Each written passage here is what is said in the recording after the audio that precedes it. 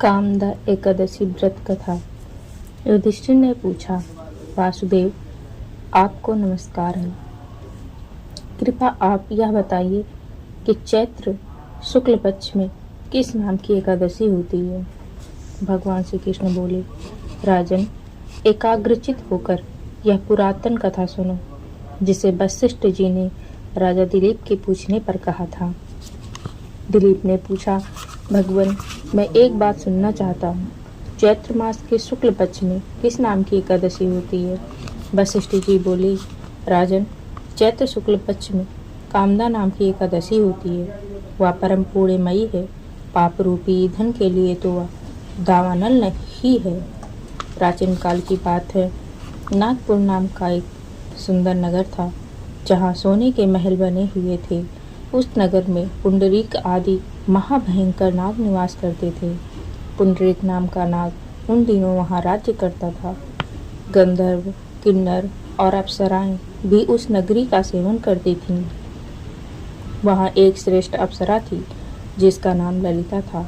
उसके साथ ललित नाम वाला गंधर्व भी था। वे दोनों पति पत्नी के रूप में रहते थे। दोनों ही परस्पर काम से पीड़ित रहा करते थे। ललिता के हृदय में सदापति की ही मूर्ति बसी रहती थी और ललित के हृदय में सुंदरी ललिता का नित्य निवास था।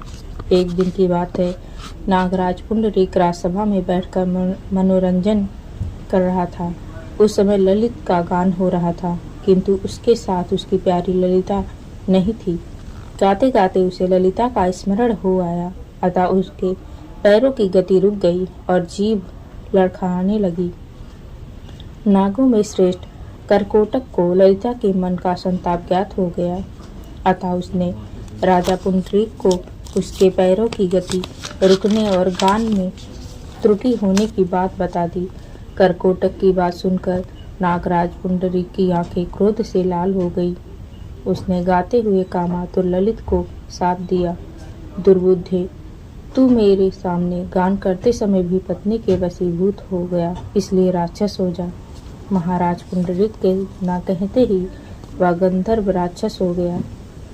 भयंकर मुख, विकराल आंखें और देखने मात्र से भय जाने वाला रूप ऐसा राक्षस होकर वह कर्म का फल भोगने लगा। ललिता अपने पति की विकराल आकृति देखकर मन ही मन बहुत चिंतित हुई। भारी दुख से वह कष्ट पाने लगी। सोचने लगी, क्या करूं, कहाँ जाऊं, मेरे पति पाप से कष्ट पा रहे हैं। वह रोती हुई घने जंगल में पति के पीछे पीछे घूमने लगी। वन में उसे एक सुंदर आश्रम दिखाई दिया, जहाँ एक मुनि शांत बैठे हुए थे। किसी भी प्राणी के साथ उनका बैर विरोध नहीं था। ललिता शीघ्रता के साथ वहां गई और मुनि को प्रणाम करके उनके सामने खड़ी हुई। मुनि बड़े दयालु थे। उस दुखनी को देखकर वे इस प्रकार बोले, सुहे, तुम कौन हो, कहाँ से आई हो, मेरे सामने सच बताओ। ललिता ने कहा, महामुने, वीर धनवा नाम वाले एक गंधर्व हैं। मैं उनकी महात्मा की पुत्री हूँ। मेरा नाम ललिता है। मेरे स्वामी अपने पाप दोष के कारण राक्षस हो गए हैं। उनकी यह अवस्था देखकर मुझे चैन नहीं है। ब्राह्मण, इस समय मेरा जो कर्तव्य हो वह बताइए। विप्रवर, जिस पुण्य के द्वारा मेरे पति राक्षस भाव से छुटकारा पा जाए, उसका उपदेश दीजिए। ऋषि बोले, भद्रे, इस समय चैत्र मास के शुक्ल पक्ष की कामदा नाम की एकादशी तिथि है, जो सब पापों को हरने वाली और उत्तम है। तुम उसी का विधि पूर्वक व्रत करो और उस व्रत का जो पुण्य हो उसे अपने स्वामी को दे डालो। पुण्य देने पर क्षण भर में ही उसके साप का दोष दूर हो जाएगा। राजन मुनि का यह वचन सुनकर ललिता को बड़ा हर्ष हुआ। उसने एकादशी को उपवास करके द्वादशी के दिन ब्रह्म ऋषि के समीप ही भगवान वासुदेव के समक्ष अपने पति के उद्धार के लिए यह वचन कहा, मैंने जो यह कामदा एकादशी का उपवास व्रत किया है, उसके पुण्य के प्रभाव से मेरे पति का राक्षस भाव दूर हो जाए। वशिष्ठ जी कहते हैं, ललिता के इतना कहते ही उसी क्षण ललित का पाप दूर हो गया। उसने दिव्य देह धारण कर लिया, राक्षस भाव चला गया और पुनः गंधर्व तत्व की प्राप्ति हुई। नृप श्रेष्ठ, वे दोनों पति पत्नी कामदा के प्रभाव से पहले की अपेक्षा भी अधिक सुंदर रूप धारण करके विमान पर आरूढ़ होकर अत्यंत शोभा पाने लगे।